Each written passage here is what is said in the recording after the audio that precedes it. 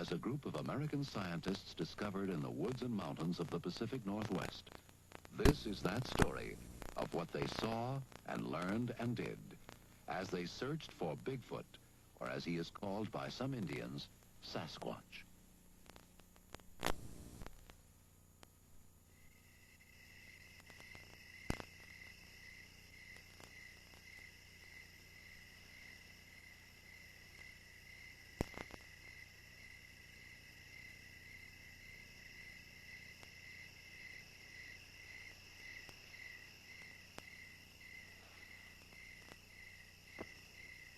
A special lens penetrates the blackness of the forest night, searching for the legendary monster known as Bigfoot.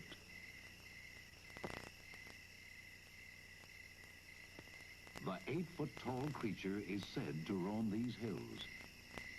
Exactly where is not known. How do you catch a legend? Robert Morgan has come to the mountains to find out.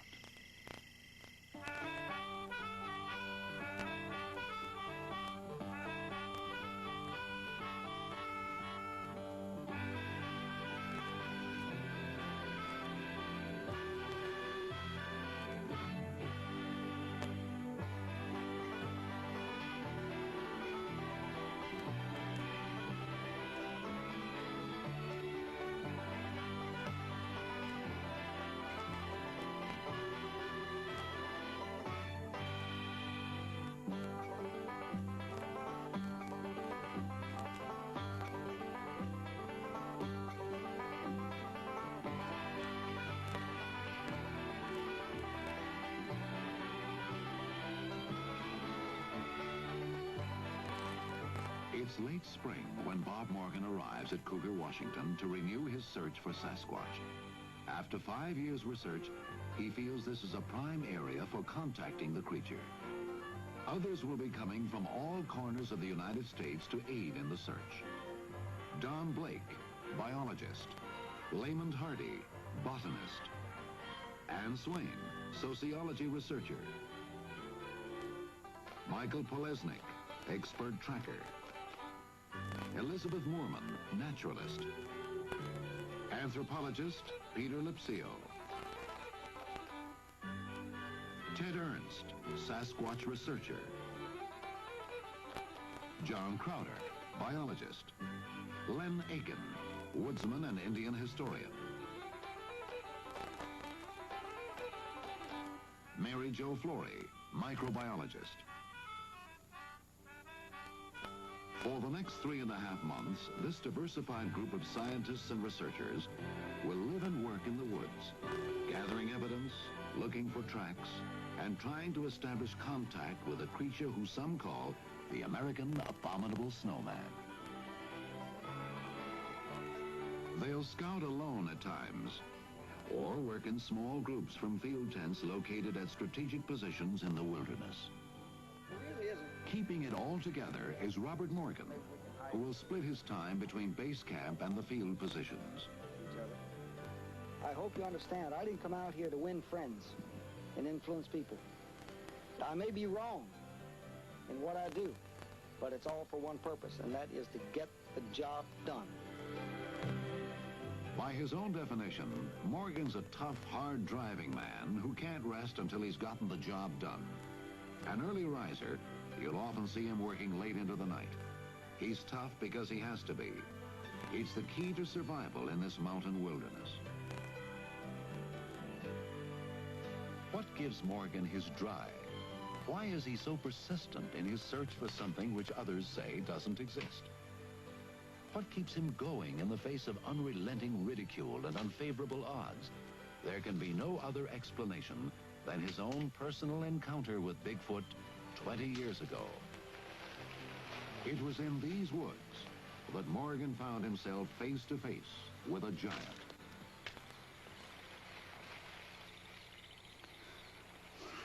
Well, it all began for me in March of 1957 when I was hunting in Mason County, Washington. I saw a creature there, came face to face with it. the most man-like looking gorilla I'd ever seen. This is how I described it, because I didn't know. I'd never heard of Bigfoot, never heard of Sasquatch, or the Omaha, or the Yeti. I had never heard of any of that. And all of a sudden, I came face to face with this creature, about 40 yards away, I guess he was. And he had the most knowing look on his face. His eyes. I remember the eyes, I think, more than anything else. And then I discovered, much to my surprise and shock and dismay, when I tried to report it, it was treated as though it was a hoax, as if it were a joke. This creature does exist. It's here. It's all around us. We can learn from it.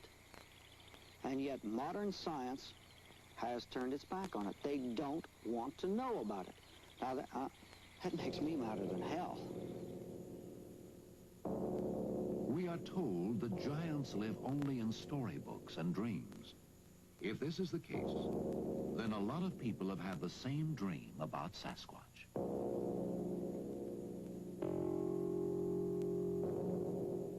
And legends of the creature date back hundreds, if not thousands of years among American Indians.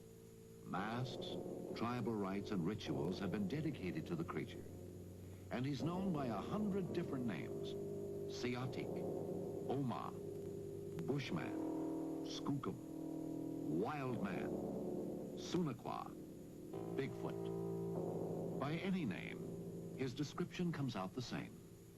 The creature is large, very large, standing 8 feet tall and weighing nearly 800 pounds.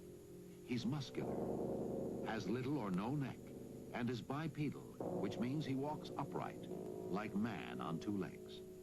The tracks he leaves behind tell the story. Like the creature, they are big, some over 18 inches long and 8 inches wide. The footprints show 5 toes and an imprint like any one of us would leave, except for the size. They are nothing like a bear's track. Sasquatch is apparently flat-footed and walks with a 4-foot stride, with his knees slightly bent. Each hand of the giant primate has 5 fingers, but he doesn't have an opposing thumb, indicating he cannot grasp small objects the way we can. Little else is known for sure. Bigfoot is thought to be semi-nomadic, following a trail of food which is quite variable. Berries, grass, seed, fruits, even small rodents, fish and insects. Other questions remain. Is he dangerous? Would he attack a human?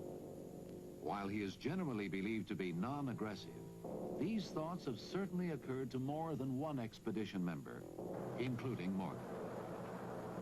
Do I have any fear? Of course I have fear. But what the hell is worth doing in this world if it doesn't have a price to pay? In my own instance, I have been in the close proximity of Bigfoot, and I have not been attacked. I am alive. I feel that he had every opportunity in the world to kill me on many occasions, and they have not chosen to do so. I have respect for this creature, but I don't fear him per se.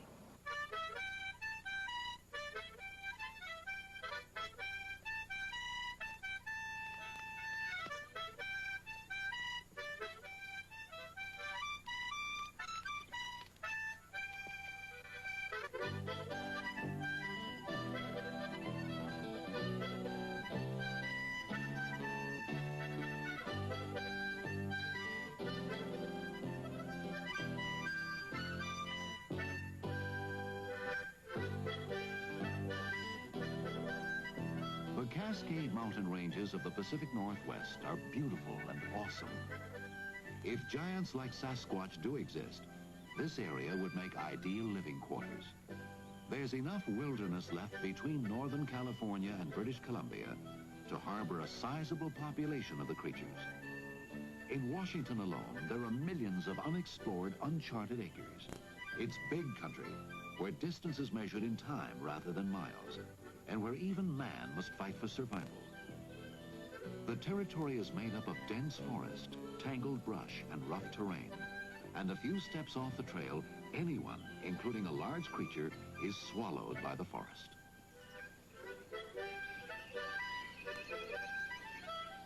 The trees and underbrush provide such good shelter that you rarely see any animals. But the animals are here. You can feel their presence. You can follow their tracks if you're skilled. And there, among the tracks of elk, wolves, and wildcat, are the gigantic human-like footprints of Sasquatch, and they cannot be denied. Tracks that give monster stories credibility. The forests of the Pacific Northwest have been claimed by the loggers. But where the logging roads have not reached, where the bulldozers have not swathed a path, the country remains as it was thousands of years ago, an untamed frontier.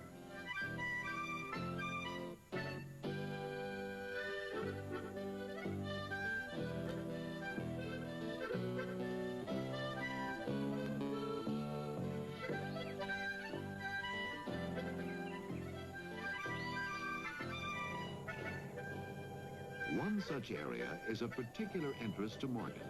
He wants it scouted for future exploration. In the expedition, only one man has any chance of entering this rugged, cheerless territory and returning safely. The call goes to Mike Polesnik, an authority on surviving in the woods. He will go alone.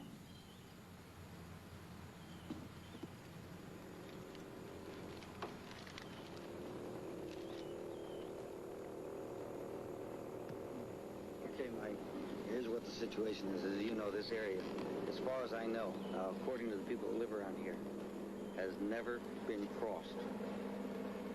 They hunt the peripheries. One guy, as far as we know, goes up a short distance up this stream in order to fish. But they don't go in here.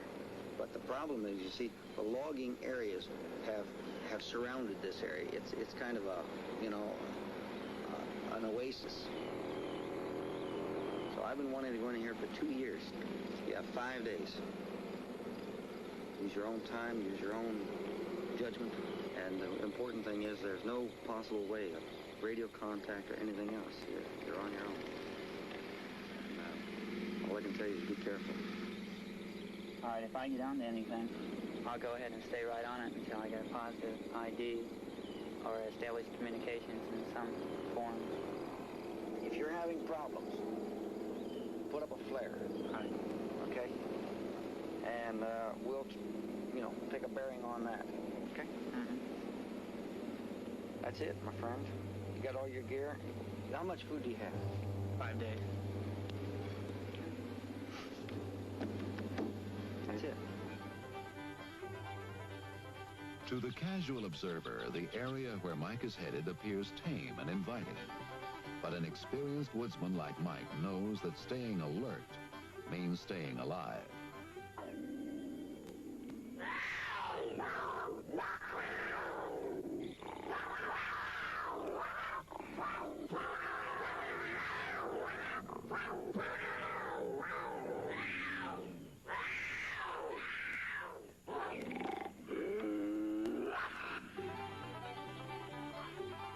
There's so much to be done in such little time.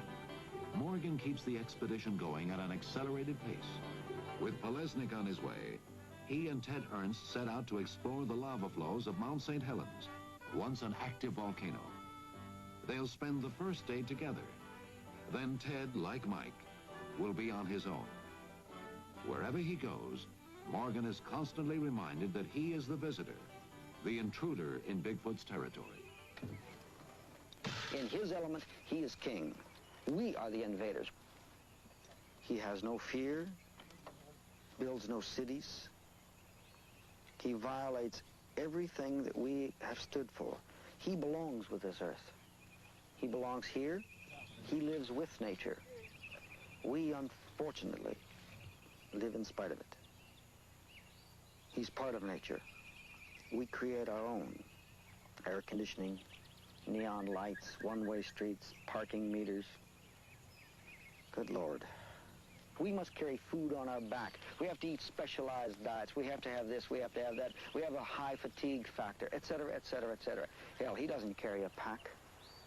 And this creature walks along God's world as if he's one of them. And he leaves very little behind him except tracks. It's kind of sad that we are in pursuit of a creature that lives so beautifully with nature. Perhaps, just perhaps, we can learn from him.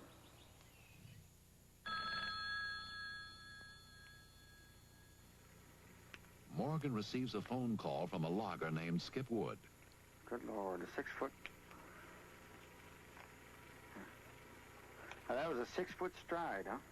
While clear-cutting acreage in Washougal County, Wood and several others were visited by a large, hairy animal. You haven't lost any loggers. The creature, matching Bigfoot's description, No choker watched the lumbermen from a rock clearing above their camp. And they watched it for 4 hours. This is very intriguing because this is the second report now we've had within 2 months of cataloging and having the creatures come near, loggers during the day, which is extremely unusual. And I'll be en route within the hour. Thank you so very much. We'll get underway, and I appreciate very much your call. Have a nice day. Bye. Hot report. Day before yesterday. Reports similar to Skip Wood's have been on the increase in recent years as civilization creeps deeper into the forest. They're not just limited to the Pacific Northwest. The skunk ape of Florida, the bush monster of Idaho, the Sunaquah of Canada, the Yeti of the Himalayas, all bear a striking resemblance to Bigfoot. Could it be that these creatures are cousins, members of an evolutionary strain unknown to modern man? And does it roam these woods with bear and other wild animals? Morgan wants to find out.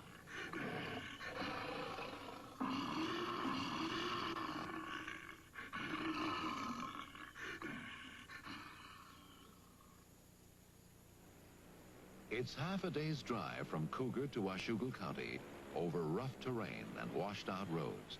When the expedition group arrives, Wood is eager to tell them about the unwelcome visitor. Now, this happened last Friday. Yeah, Friday. What happened? Again. Well, just happened to see one climbing up the hillside there. And it was going all the way up that bluff? Yeah, it started out there in that little hole I showed you there, and went hand over hand or hand over foot, however you describe him climbing. Stayed up to the top and stood up there and watched it. And your whole crew was down here, wasn't it? Mm-hmm. There was... there was Chuck Owens. Skip told me, our boss told me that, or said that there was something climbing up on the mountain up there, and so I turned around and looked. And Leo Casey and Bob Irwin. I just saw a steady thing standing there. It looked like maybe a tree waving in the wind a little bit. all I could see was a big black glob. Dark, that's all I could tell you. Do you see the outline distinct so that it was definitely walking on two hind legs? Oh, yeah. Yeah, you could see it. It was standing out there. I mean, it was too big for a bear, and bears don't walk on hind legs unless they're fighting anyway. And that would be my logical explanation for it, was that it was a bear. Well, the way it went up the mountain, the way everybody describes Bigfoot, that's the only thing I could think it was, because a bear just don't do things like that. And you've had a feeling around this camp since you moved in here? Yeah. You can feel them watching you. Only thing, when I first started work here, I'd look at that mountain and I knew I didn't want to be around it, because it was just that I knew something was there, or something was watching me all the time. I look up there all the time now because I expect to see it again someday. You just might.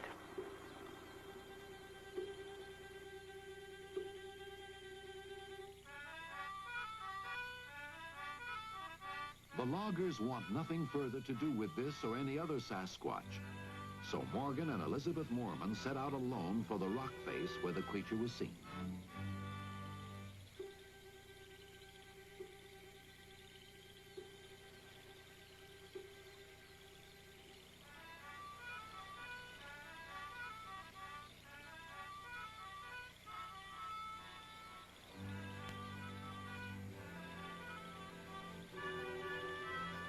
heavy rainfall the night before has left the ground wet and slippery, making the treacherous climb even more hazardous. They must make their own trail as they go.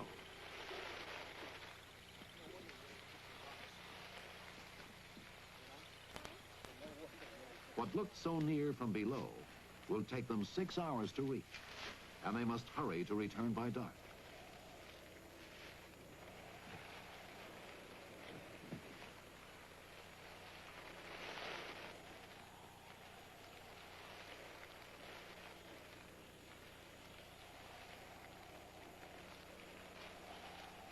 Reaching the summit, the pair finds little more than a spectacular view.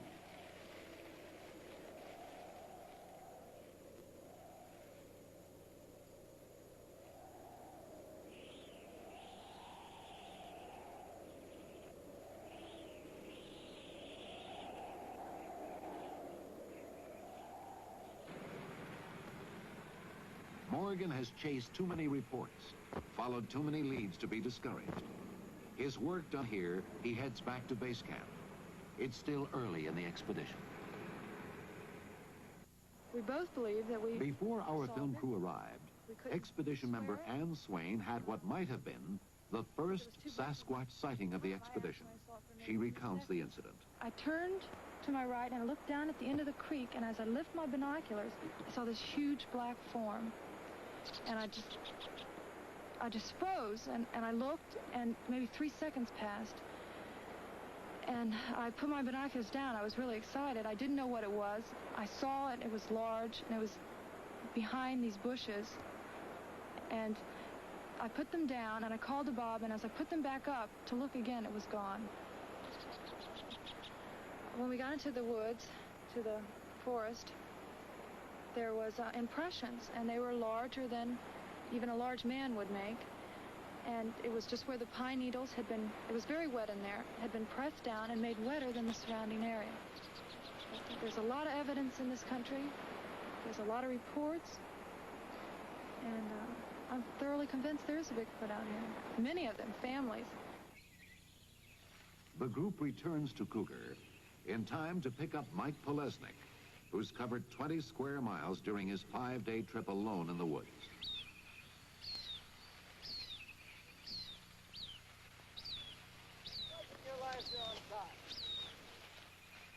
I got something for you. On his way out, Mike found large, barefoot, human-like tracks. It's exciting news. Coming out of the woods, next to the berries, and there's still berries on the ground. Not that long, barefoot. He's flat-footed. I thought they were human. But I went back on my way down. I don't think they are. Okay, how far off the road are they? It's pretty close to the mountain. Quite a ways up. No, it's not a long ways up. It's right there where the trail begins. Can we get Pete Lipsio in there? Yeah, I need to see him. And how about up on the mountain? Oh, man. 3 hours going up. A cat come in the first night. The second night he come in closer. And the third night I left. I think he knew I was scared. Okay. So I find something if there's something there.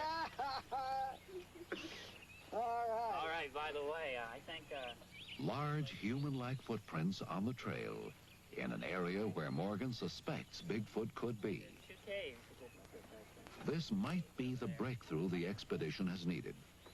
Certainly, it could mean one or more of the creatures is in the area or has been recently. Can't get to them now. The risk of sending Mike into such a dangerous place has apparently paid off. Yeah, that's a good place for you. You eating well? Yeah, berries, strawberries. Tear you apart in there. And there's snakes. Good Lord, everywhere. Rattle? Yeah, when I left the camp, I wasn't 50 feet when I left that morning, and almost got me. Right off the road, Right on the trail. Right on the trail from camp. So the snakes are everywhere. So the loggers have worked. It's dangerous because the trees are sharp edges sticking up like this. If you stumble and fall, it's all over. One guy could go in there and never come out. With fresh tracks to be examined, the group wastes little time back at base camp. just long enough for Mike to get a beer and doctor his feet, which blistered during his journey. Earliest reports of tracks found in these forests date back to 1811. A trapper stumbled across footprints 14 inches long and 8 inches wide. Over the last 5 years, Morgan has found numerous tracks in these parts. The ones Mike found are the latest in a long string of evidence Sasquatch has left behind.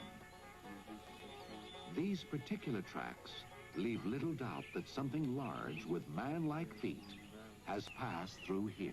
It had to have went into the woods, and after that, you just couldn't pick up anything with the foliage on the ground. Pete, make your measurements, photograph, measure. Photograph it up, and take measures, tests. and let Michael pour some casts. Mike, Would you give me a hand here for 1 second, please? Just hold on to that, okay? And hold it up. Very interesting. All right. Something's moved through here. These ferns are down. Okay, hold it. Good. I never cease to be amazed that when I see a Bigfoot footprint and look at it, that I really don't realize the massiveness of it until I put a ruler down. And then I say, good Lord, you know, that's 16, 17, or 18 inches. You don't realize it until you put that ruler down. And consequently, if you were walking casually by, not looking for Bigfoot, and you saw barefoot footprints, you'd probably ignore them. I'm sure that it's been done many times.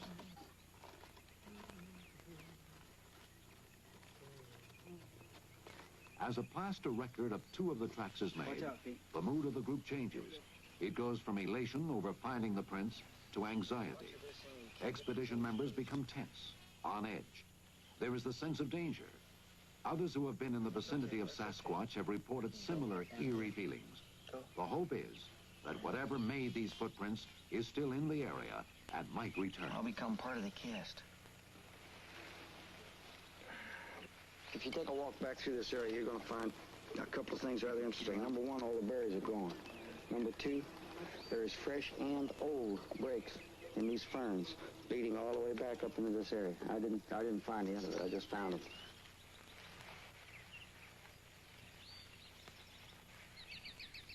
It would be senseless to send a scouting party into the surrounding woods. The tracks are now several days old, and there are too many places around here to hide. So the group heads back to camp, satisfied with what they've uncovered. By early August, Morgan has gathered enough data about Bigfoot in western Washington to warrant new plans. He's convinced there are 2 or more families, mother, father, and 1 or more young, who travel a specific route through the Mount St. Helens area. Minor changes in field positions will place the researchers right along this movement route. We're going to tighten up. As you know, when we first came out here, we thought of 3 migratory or movement route patterns. We've pinned down one that seems to be used now. So rather than ranging out now, it's time, I think, to move in closer. If you can't find the creature, Morgan likes to say, let the creature find you. You can do what you want during the day, you know, do your normal tracking and ranging out during the day. But in the evenings, in the early morning hours, set your alarms, and from pre-dawn till perhaps 2 or 3 hours after dawn, I think we should be especially aware. So I'll show you the way we're going to do this. Don, you and Lehman are going to take...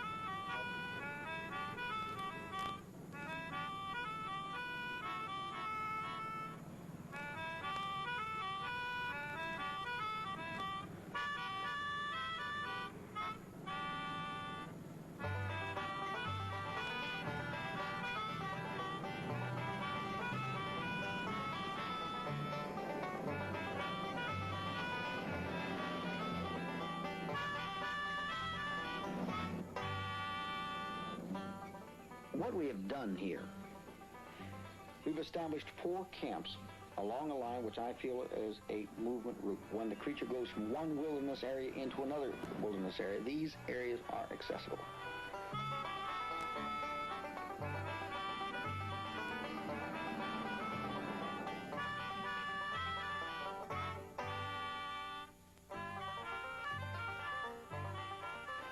I I cannot go into the total wilderness areas because we are not logistically equipped to do so.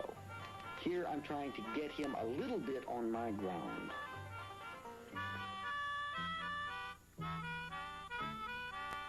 Hopefully, they will either observe him in movement or the creatures will come to their camp. I ask my people to be in from 6 p.m. to 6 a.m. to be awake, aware of what's going on around them. Now, I do not permit firearms in the field. I don't feel it's necessary. I feel that if a creature like this wants you, your firearms are nothing more than an iron teddy bear, because he's going to get you. So certainly there can be a time when this creature could be dangerous. But if you don't want to get wet, stay the hell out of the water. If you're not willing to take that chance, don't come along with me. It's as simple as that. And every one of my people, they know this, they understand it, and they accept it.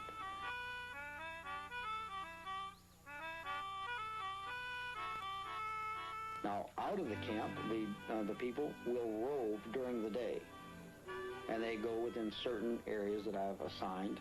And they rove around, and the biologists and botanists are doing their job, which is an updating, constant updating. I'm getting a constant update of what food is available, what succulents are available, what animals are moving where. The biologist, the tracker, is telling me what animals are feeding on. I'm constantly aware of what is happening out there. What is the weather like? What animals have been eating by their defecations, the browsing, whether or not the animals are in abundance. Are they sitting still? Are they moving? Where do they water? I'm constantly aware of everything that's going on out here.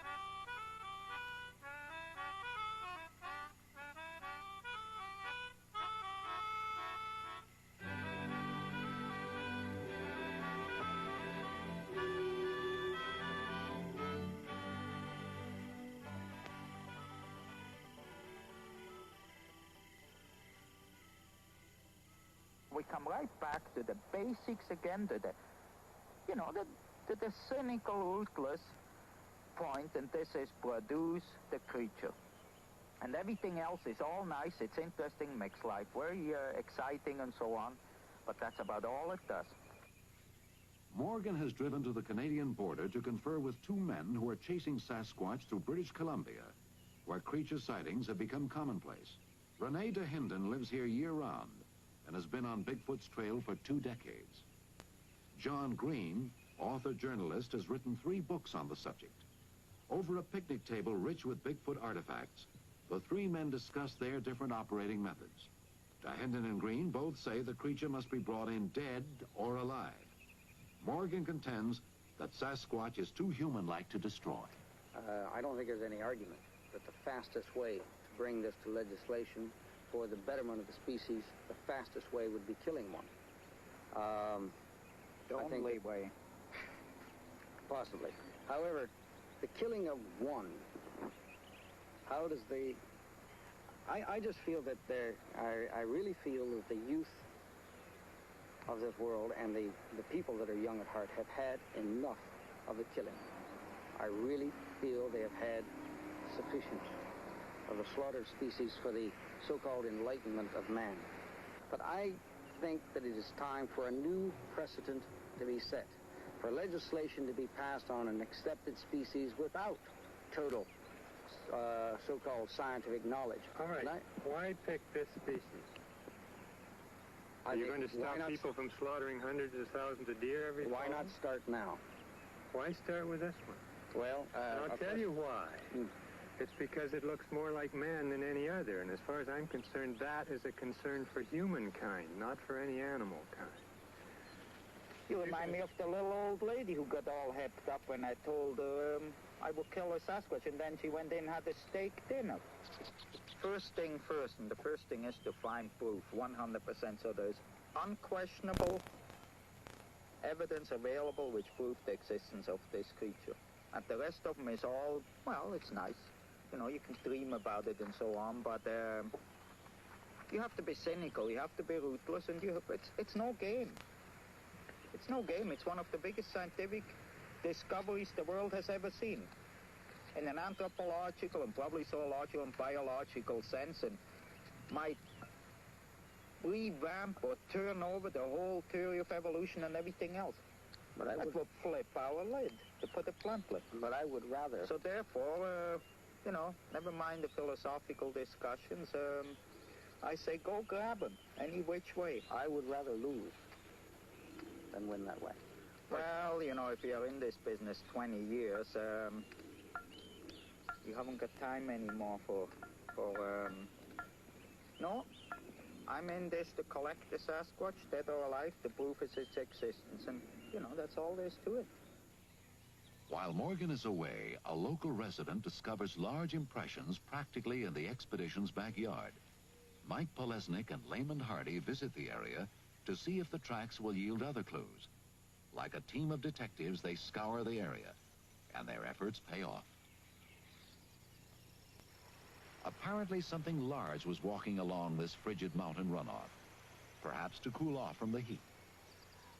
And while walking, slipped on a moss-covered rock, leaving several hairs and a large impression in the stream bed. The hair is sent to Mary Jo Flory at her laboratory in Portland for analysis. It will take several weeks for her to determine who or what left it behind. A giant hourglass, the melting snows of Mount St. Helens are a constant reminder that summer is slipping away.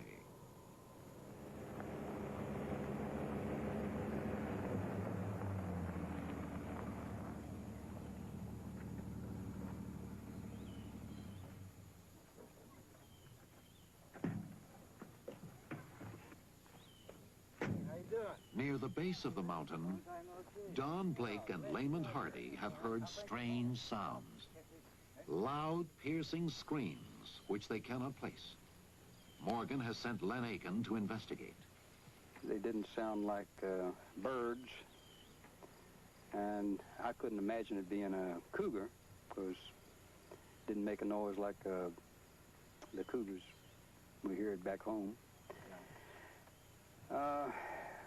And of course, I don't know all the noises that elks and deer make. It's I know that it's too early in the year for elk. Elk will start, you know, in rutting season starts about mid-September, October. So it's early for that. What did it resemble? Anything or? It was not a human type scream.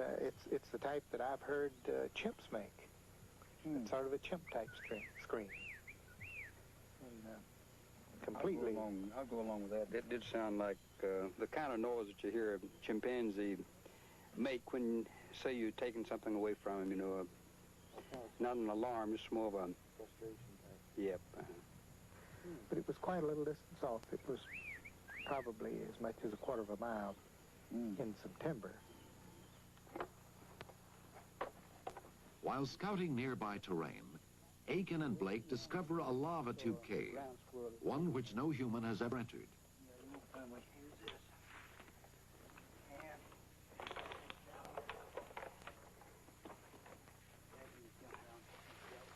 Watch out.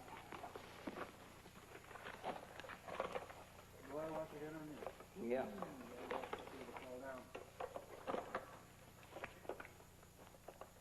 Getting around the mountains has presented no problem for Blake, who has used crutches most of his adult life. The cave is just another challenge. Boy, how the net opens up. Yeah. Now then, we're losing altitude fast. We're dropping, let's see, 5 feet for every 8, aren't we? Dozens of the caves formed when molten lava gushed through the valleys from a violent Mount St. Helens. The underground tunnels are the longest of their kind in the world and could provide winter shelter or even burial grounds for Sasquatch. Well, places the cave is 6 feet high, but it's 5 feet 6. I have to be careful that I don't break my head somewhere.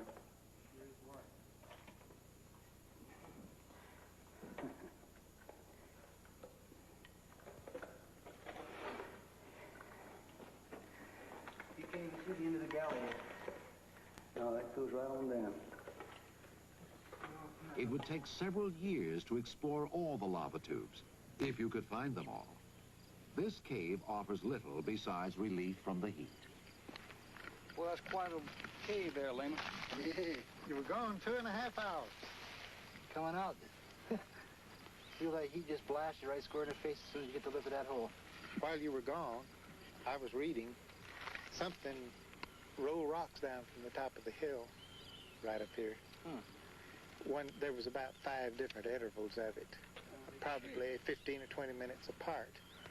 And then there was one time I heard rotten wood move, crash or something. So I don't know whether it was an elk or a bear or some other animal. Whatever it was, probably no doubt came up another side, because this side over here is a little on the steep side. At the heat of this sun, though, most anything up there would be under those trees. Yeah. Probably was navigating under the trees. They got more brains than we've got. Could it have been Bigfoot? He's been known to throw rocks at people before. Or could the giant creature turn out to be a giant hoax? Unlikely, in the face of countless reports by people who say they've seen him. People who have nothing to gain by fabricating a story. People like Patty Carter, who as a young girl was befriended by a young Sasquatch. Patty, it was a couple of years ago, I guess when we first met, and you told me rather, I found intriguing story about what happened to you when you were a child. And I wonder if you'd recount that for me on your first encounter. Well, there was 2 of them. A big one that was fairly heavy with child, young, whatever. And a young one stood there and looked at me for a while, and then they come down to the creek, got a drink, and then they left. Anyway, they come back about every week, and got so I'd take them down some venison sausage Daddy made, and they'd eat it, and they'd throw sticks and rocks and stuff, play catch with it. With who? With you? The young one, yeah. He wouldn't throw at you, would he? No, just to me. Very gentle. Underhand type motion. Very, very gentle. Did you ever throw it back to him? Uh-huh. And then what would he do? Pick it up and throw it back to me again. And how long would this go on? A couple hours, like playing catch with it. The one, the female, it had its baby not too terribly far from me. It's like, about 25, 30 yards, I imagine. Was that in a cave, or was it No, out it was building? it was by the creek, by the stump, behind the stump. Behind the stump. Did the creature make any sound? Well, no more so than anything else would, giving birth to a young one. It hurts. And then what did the creature do? Well, it wouldn't let me near it at all, near the little one. Mm-hmm. And she cleaned it off and picked it up with this way, held it next to her, real close to her. Do you think that these creatures are animals? No, they are not. They're human. I took and looked at these tracks down here good, and they was about 6 inches wide and about 18 inches and a half long. Sounds crazy, don't it? But it's the truth. What do you think, Annie? What do you think it was? I don't have no idea what it was. But you know something was there? Yeah, I had never heard of Bigfoot at the time. I'm scared to death. Yeah, we got one hell of an introduction here one night. Let me tell you, we did. The creature is real, very real to folks like Don Autry and his wife Annie. who lived down the road from expedition headquarters. Bed was right through that door right over there again. And I was laying there and I heard something groan. I raised up on the airborne and I listened to that just for a minute. And I'm thinking, what in the hell's going on here? And I hollered, Aunt. Sometime I hollered, Aunt, she was standing there in the door and she said, are you a groaning? I said, no, hell, I ain't a groaning. And she said, well, there's something is. And I got up.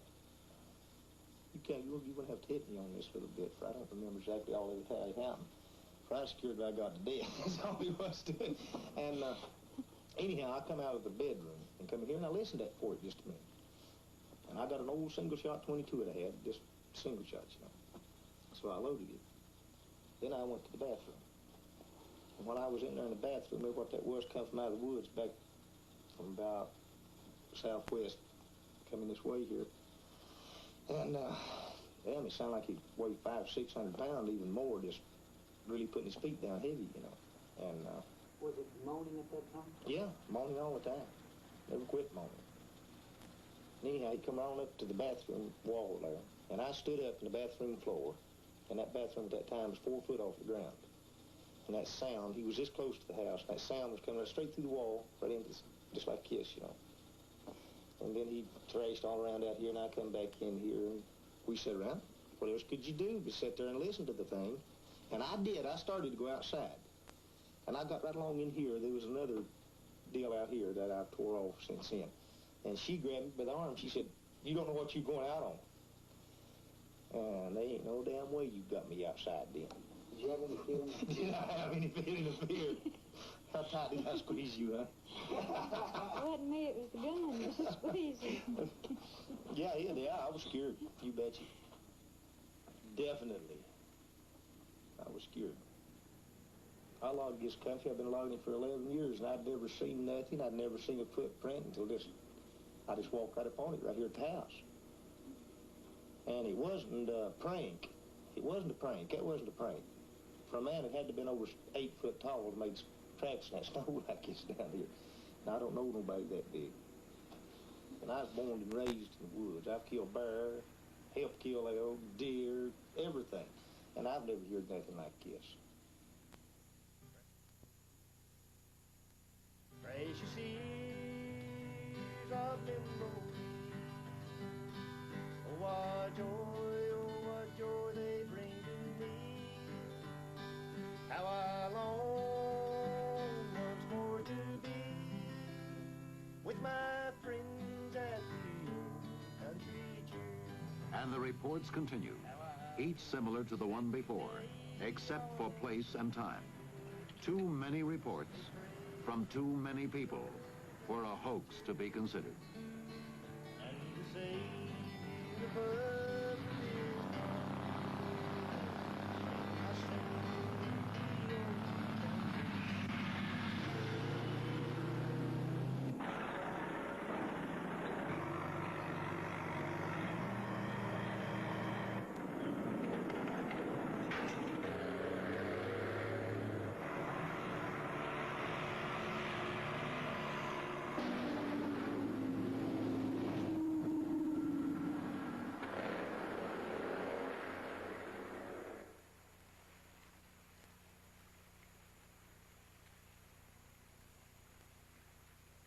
I believe that this could be a possible area for him. There's no roads here. There's no roar of the logging trucks. There's no shooting. There's no people chattering about. He can walk around here at ease because nobody comes in here.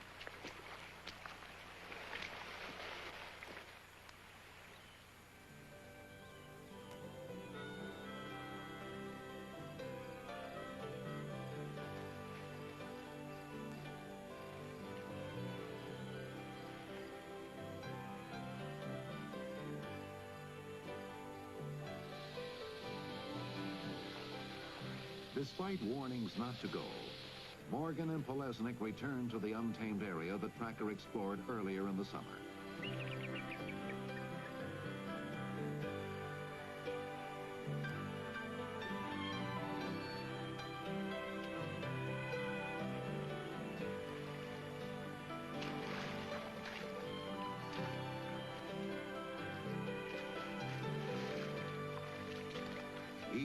introduction of four-wheel drive vehicles and snowmobiles, this American frontier has been unwilling to yield to man.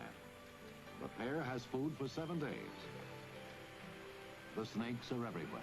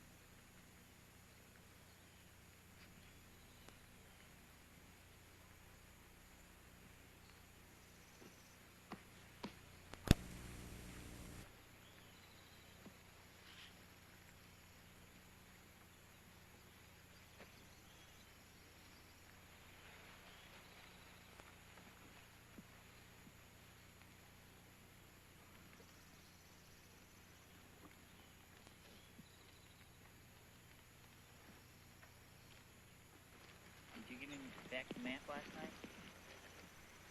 Back up on the side pocket.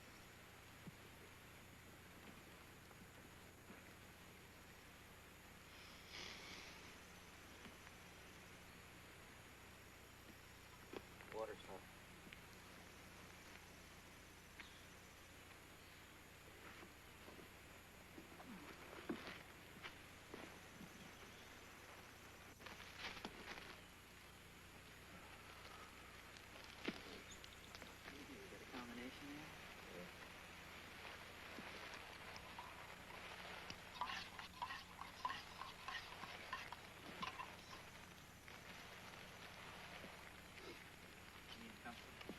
No. No, this thing travels northeast. The idea is always to follow this up. I just hope we don't have to go over that. You see how sheer it is on the far side? Nice. Yeah. Straight up. If we can get it. Follow this along. I don't want to go high if it's not necessary yet. Ever since 1970, I've been following areas, finding tracks, species, and all this jazz coming down through this area. And it's just recently come into what I think is a movement pattern. And what our objective is to go entirely through on the North Fork of this creek up to Mount Mitchell. And it's my understanding that not too many people have ever done this. And as you know, the dire warnings that we have received that people go in and they don't come out. You know. But in any case, this is the flow line coming down through here, and it's a natural walkway. It's very hidden. So far, it's been pretty rough. I don't know what it's going to be like when we get deep down into the ravine. Well, I don't know. I just, you know, when you stand up on a cliff side and look over this valley, it's one thing. When you get down here, it's something else. I sure agree. We'll find out.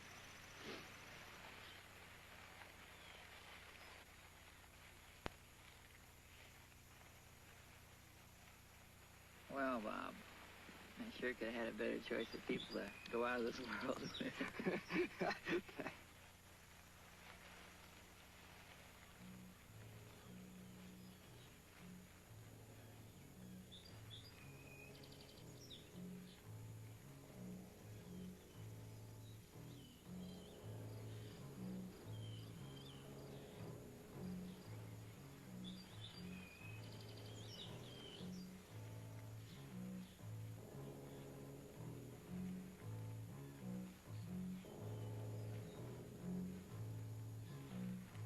So far, the only passable way through this wilderness is along the riverbed.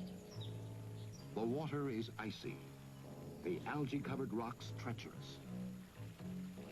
On the second day, despite their pleas, Morgan orders the camera crew to stay behind. The rest of the journey is too risky. Others who have challenged the river beyond this point have never returned.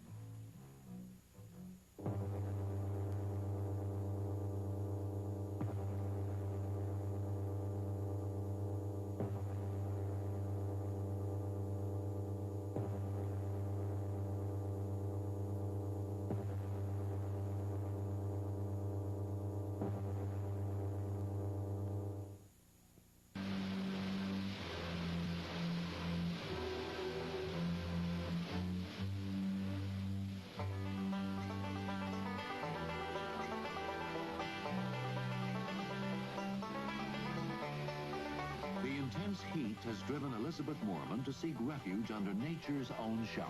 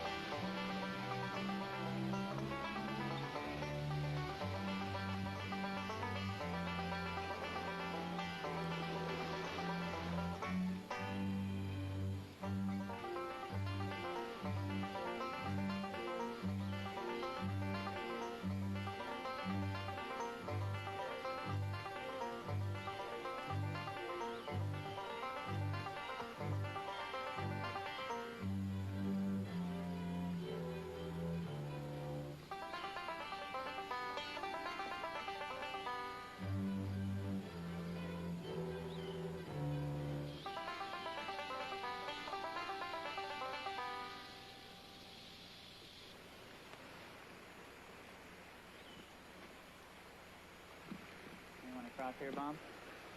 For Morgan and Polesnik, the trip through the river valley has been arduous and frustrating. Okay. A bad fall has left Morgan with several bruised ribs.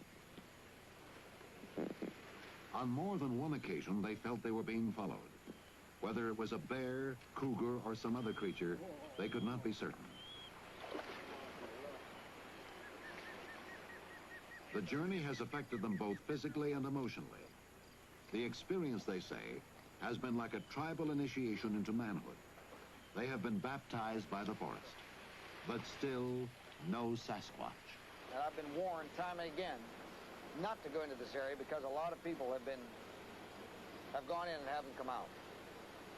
Well, like anything else, you go in and find out why. Find out for yourself, then you know. It's not a matter of someone telling you. And we discovered that coming up along that river, for instance, it was like stepping back in a time machine. I think I've seen what this country must have looked like perhaps thousands upon thousands of years ago. Coming up over the top of that ridge, we found an area where berries are so abundant that we literally ate our way over the mountain. But when we crested that ridge and started down in this area, for the past few miles, the area took on another character. It took on a forbidding, foreboding aura. And I just knew damn well we weren't welcome. And literally, every step of the way, Mike and I, you just know, if you make a mistake, there's no way in hell you're going to come out. But it gave us a new awareness, a new respect for wildlife, because the deer and the elk and the bear, they live with it every day. But I am convinced, and I welcome anyone that is a skeptic on it to come along with me. I'm convinced that this area, there's no problem whatsoever for a creature like Bigfoot to live in almost a Garden of Eden without any worries about man. There's very few men ever enter this area.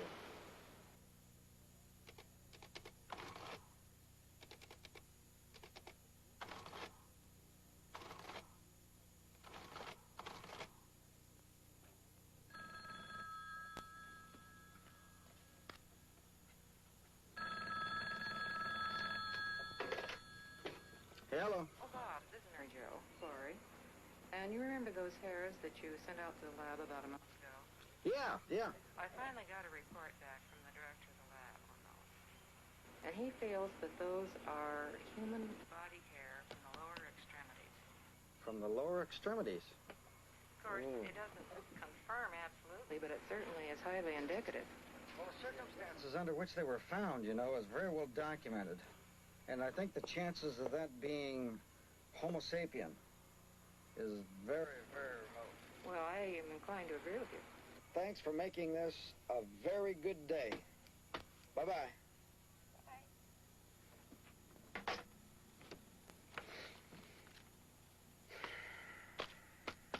I'll be damned.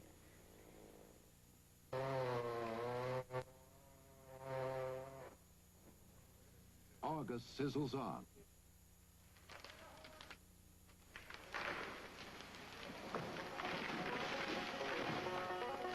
Logging is temporarily halted on orders from the Forestry Service.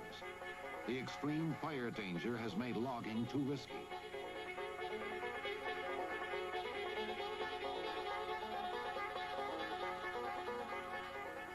The town of Cougar, which mirrors the lumber industry, becomes deserted. Day after day, the temperature touches 100 degrees. Morgan is warned the forests may be closed to everyone, including his researchers. But for now, the expedition is allowed to continue. Still, no rain in sight. What I saw, Bob, was located on the far right side of that mass of trees. It was large enough for me to see with the unaided eye. John Crowder has seen something he can't identify on a ledge near the snow line of Mount St. Helens. A strange sense of fear had invaded his camp shortly before the sighting. It was a feeling no one could explain, like so many other things this summer. Big enough to see. Well, you know of the gray Bigfoot that's been reported in this area. But also, I think we should be aware that there are, I believe, mountain goat up in this area. There's only one thing to do, and that's survey the ledge close up. Morgan and the others have made this climb many times before, on another mountain at another place in the forest. Morgan has become weary from the endless climbs and dead-end trails, but any feeling of fatigue he may have is no match for his unrelenting drive to find the Sasquatch. He's so close now, he feels nothing will stop him. All the signs are there, the tracks, screams, reports from loggers and residents.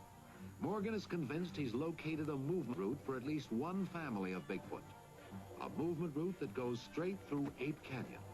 Named that in the 1920s, when a group of prospectors were attacked by vicious, hairy apes.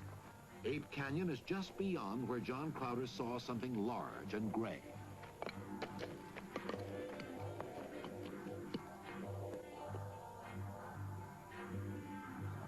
There's little relief from the scorching heat, and at this altitude, the thinner oxygen adds to the physical stress of the climbers.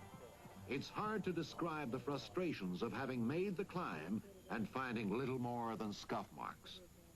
Morgan knows time is running against him. I think that next to closed-mindedness, I think time is our greatest enemy. Most definitely time. The lumber industry is cutting into the forests.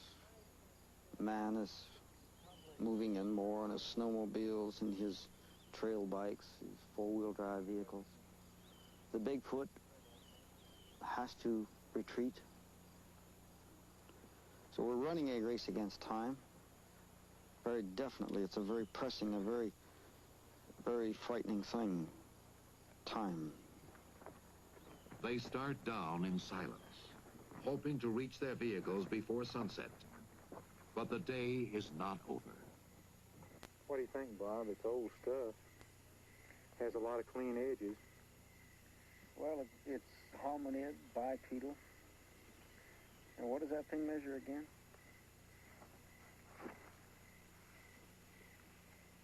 Oh, roughly 13 to 14. And there's been a lot of washing here on the width, but it would go at least 6. at the widest point. Well, it's not where a few rocks laid and rolled away. We've seen enough of that up here. Add another mystery.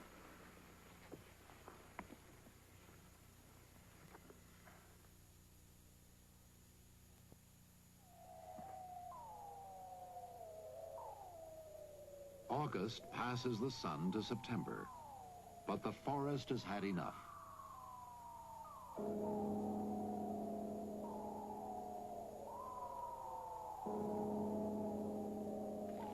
A small fire breaks out not far from the main logging road, but a safe distance from the expedition camps.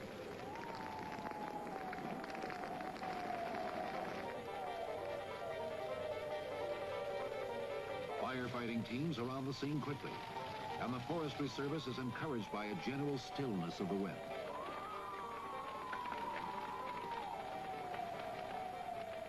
Morgan keeps in touch with the fire's progress.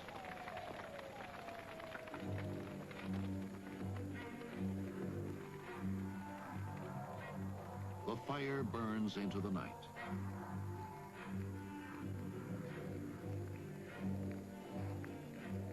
And the next morning, through self-generating winds, it begins to burn more rapidly. More acres are threatened. The Forestry Service calls for help, and the small band of firefighters turns into a sizable camp. Despite the efforts of 600 people fighting the inferno, the fire goes over the hill and into Ape Canyon.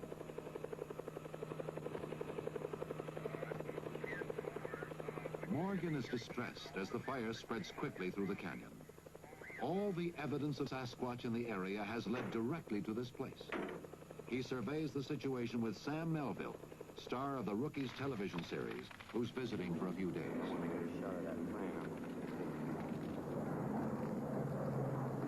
Talk about the fickle finger of fate. We just had it.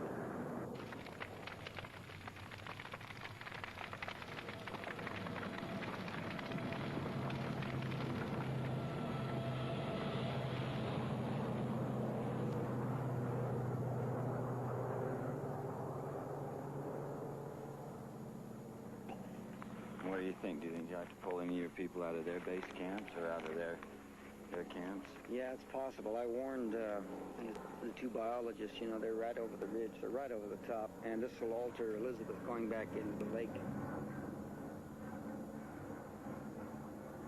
It's just a flat block for a movement, I'm afraid, with all these people. Look at hundreds of people that are going to be in this area fighting a fire. They're going to be running up and down, airplanes over.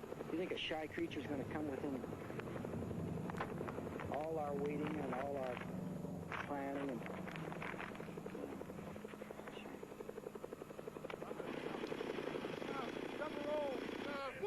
our whole damn concept was locked along that one route.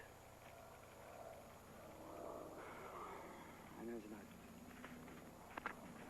He may take the western route, may come around here, God only knows. But see, what we've been banking on, you know, the last several years is gathering information along this one route. And now with this cut in the middle right now, I don't know. I just, you know, I don't know how it'll affect the movement patterns. I don't know, but it's a factor that I hadn't counted on it, for sure.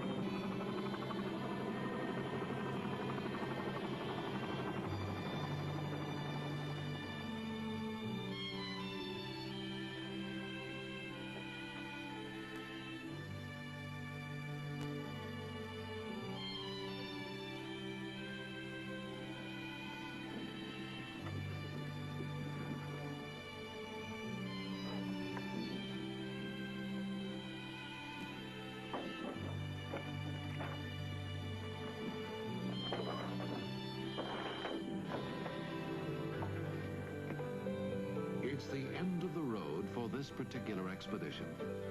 There's little doubt the fire and the hundreds of people fighting it will lead the Bigfoot to an alternate route. But for Robert Morgan, it's far from the end of the road.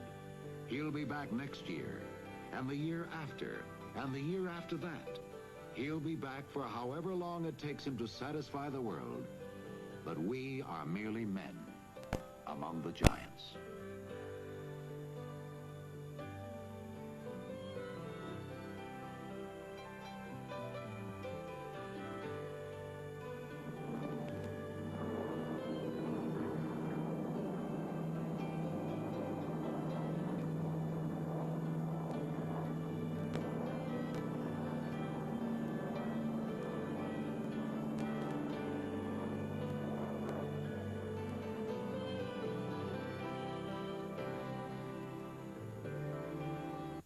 Stay tuned as a panel of experts discusses a contemporary look at Bigfoot. Continuing with the search for Bigfoot, we now present Bigfoot, Fact or Fiction, an in-depth discussion with notable anthropologists on the existence of Sasquatch and other myths that have followed mankind through history. Our guests include Dr. Robert Toonen, Director of Anthropology, University of North Florida, Jacksonville. Dr. Linda Wolf, Department of Anthropology, University of Florida, Gainesville. Jack Lapseratus, social scientist and author of Psychic Sasquatch. Dr. Alan Tilley, University of North Florida, Jacksonville, author of Plots of Time, a book of myths in history. And now, here is your host, Bill Carter. Before we go to our learned guests here, what we'll do first is talk with Jack Lapseratus. He is a self-professed social scientist and applied anthropologist who says that he has tracked and seen Bigfoot. I've written a paper and have presented it at the International Conference on Paranormal Research at Fort Collins, Colorado. The title of the paper was Psychic Anthropology, using map dowsing as a legitimate tool to locate areas of Bigfoot activity. Now, because throughout the years that many of the other researchers have used every possible tool to locate, and it's not happened, that I was reading areas of parapsychology where psychics claim to have actually located missing persons. So in the loose sense of the word, the Sasquatch are a missing people.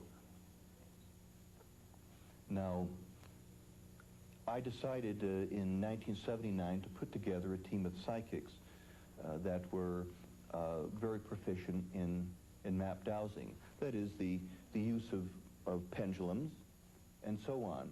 This is something I didn't entirely understand at first, and I was still, believe it or not, somewhat skeptical.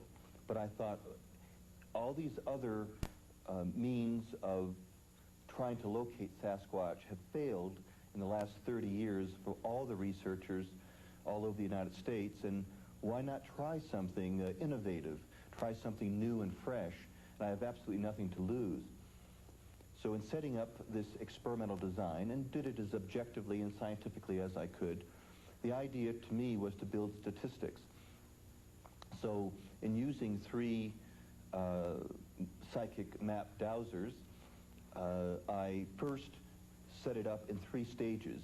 The first phase was to get which I did, a 2,705 square mile forestry map in the very northern part of the Oregon Cascades. Each dowser, independently of the other, not knowing what the other had dowsed, would dowsed on this map, facing it north, and using a picture of a purported real Sasquatch to tune into, which is a part of this dowsing process. That way, the people could better locate and tune into this particular area of Sasquatch activity. So this was a very general map. Each person that did this out of the 3 pinpointed the exact place of where they claim the Bigfoot people were, and a home cave. Now, I next had ordered 6 topographic maps, that is quadrant maps from the U.S. Geological Survey of this particular region of which they had dowsed, to be more specific, and this is a part of phase 2. These are blown up maps. I laid the 6 maps onto the floor facing north, and the question was asked, which map is it that the areas of Bigfoot activity? And each dowser pointed to exactly the same map. And when I took that map and laid it on the desk, facing it north again, they, each one independently, at a different day even, so one didn't know what the other was doing, independently dowsed. And I was absolutely shocked. I was astonished that each dowser hit the exact target area. One was 100 feet from each other, the other was 50 feet from the other, creating sort of an elongated triangle. So this, to me, was unbelievable. Statistically, it was 100%. It could have been anywhere. It could have been 5 miles away. It could have been 15 miles away. But we're talking about feet now. The only way to validate this scientific experiment, to see if they actually were real, that is, if the Sasquatch were there in this cave, was for me to go alone, so it would be non-threatening, without a gun, to this area as a part of phase 3 to validate it. This I did. At the time, I was working at an Indian agency, running the agency, and so I took 2 weeks off to go into the Cascades. In doing so, I went to the exact spot and set up a camp. And in this place, I went out to look for water, so I'd have a water supply readily available to me. In so doing, I crossed a trail while I was going down the side of this very steep 6,000-foot mountain, and there on the trail, in dried mud, was a human-like track showing 5 toes and no claws, and it definitely was not a bear. I was raised hunting, fishing, and trapping, and I was an accomplished taxidermist by age 16, and I know my animals, and I know animal tracks, and this was a human type, because of the size and because of the shape. The trail in itself led straight up to the area designated on the map by the 3 dowsers as the home cave. Now, by the time I found water, went back to my campsite, there was a tremendous crash that went on there. And I said, perhaps it's a deer. I didn't want to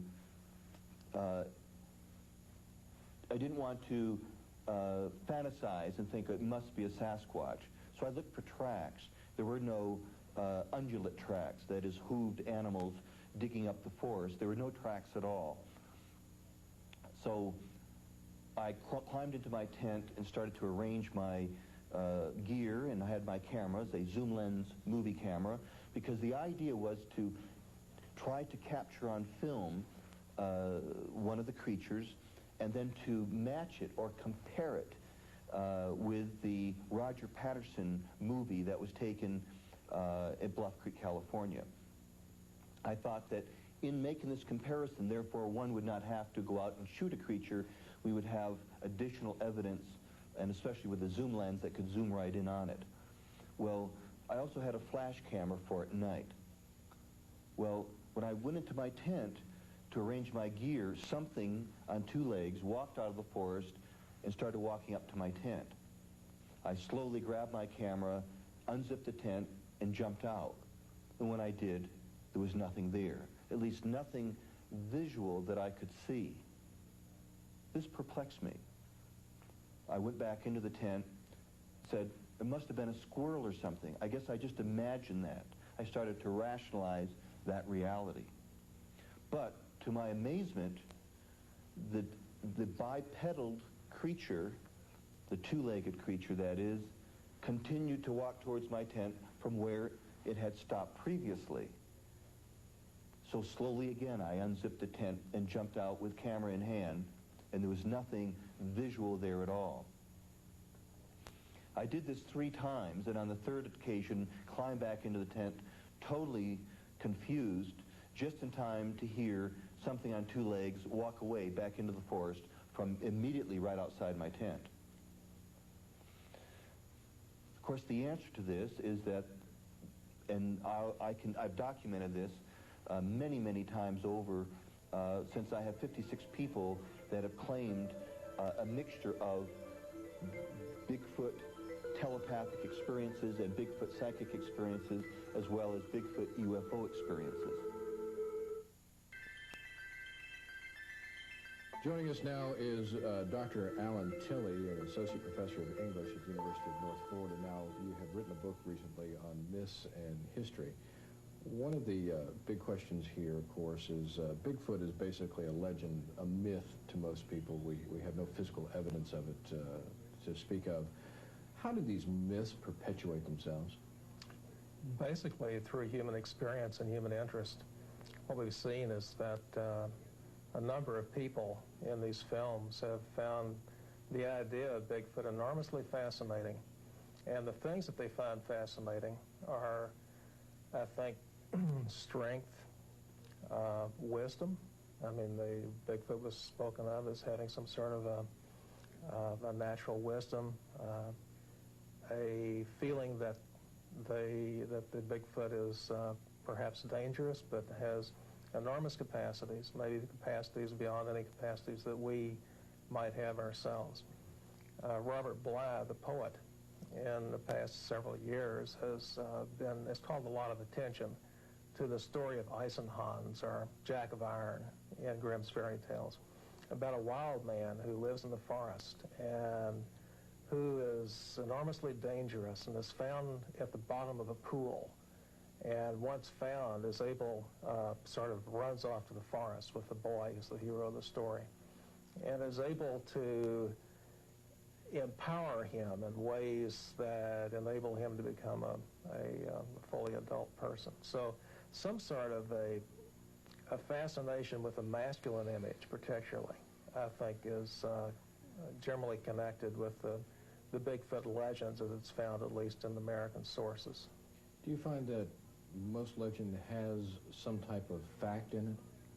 The facts really are experiential facts, and that's the data in this case. Until we have further data, we can certainly say that a great many people have an enormous interest in this figure and have direct experience, report direct experience of usually him, and that they are fascinated to the extent that people, such as the people we've been watching, spend great chunks of their lives in the woods looking for even closer contact with this figure.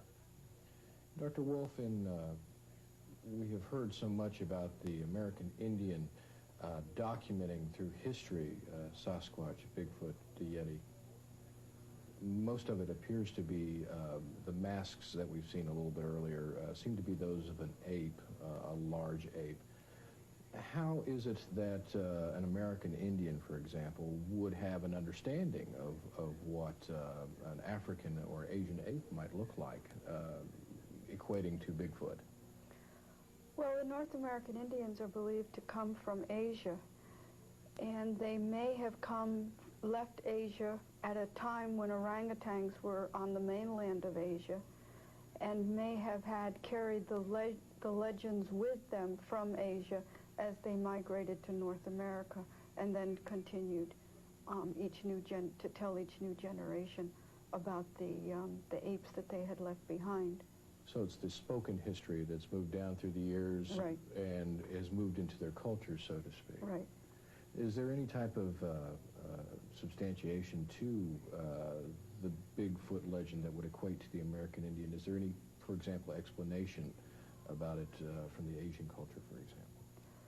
No, but now in the film that we saw, mostly Bigfoot was reported to be black, but very often they're reported to be reddish, or depicted to be reddish, and that would be even more evidence that the old legends originated in Asia with orangutans, who are sort of a brown to reddish color. Dr. Toonan, We've heard a great deal about Bigfoot. We've seen rather blurred pictures. We've heard the legends. We've seen the masks. But there is no real physical evidence aside from something like a man-made cast, for example. What is it that an anthropologist would consider to be enough evidence, documentation, in order to establish any reality to the Bigfoot legend? Well, I think from an anthropological perspective, the thing that, whether it be a physical anthropologist, an archaeologist, what have you, we'd like is the skeletal evidence. Mm-hmm. That, beyond a shadow of a doubt, would allow for some very interesting presentations and theories about the skeletal material, and would probably, without a doubt, substantiate the claims. Possibly, if Bigfoot is Neanderthal-like, possibly cultural material, that is, tools, habitation sites, something, occupations, something like that, that has a clear-cut context to it. And the same with the skeletal material. I mean, it's got to be in some sort of contextual form. That's really what the anthropological community would like, is good, hard evidence.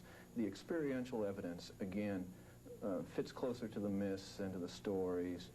The casts that have been produced so far are, again, questionable to some degree. Suspect at best. And you would have thought throughout the years that we've had these reports, both here in the United States and in Europe, that we would get some solid skeletal evidence sooner or later. Mm-hmm.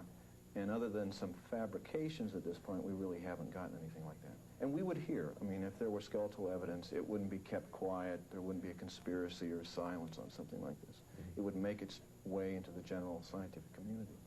Dr. Wolf, what about the possibility of some type of missing link?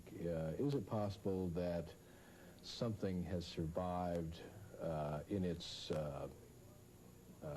old world form, so to speak, into today's environment? Well, it doesn't seem very likely to me. The Neanderthals, if it was a Neanderthal, the Neanderthals most likely had language, but Bigfoot is always reported not to have language. The other possibility that's been suggested are the robust Australopithecines who lived only in Africa about 4 million years, 2 million years, down to about 1 million years. Okay, that terminology, you have to excuse me, even I'm ignorant of that. The earliest human ape-like forms.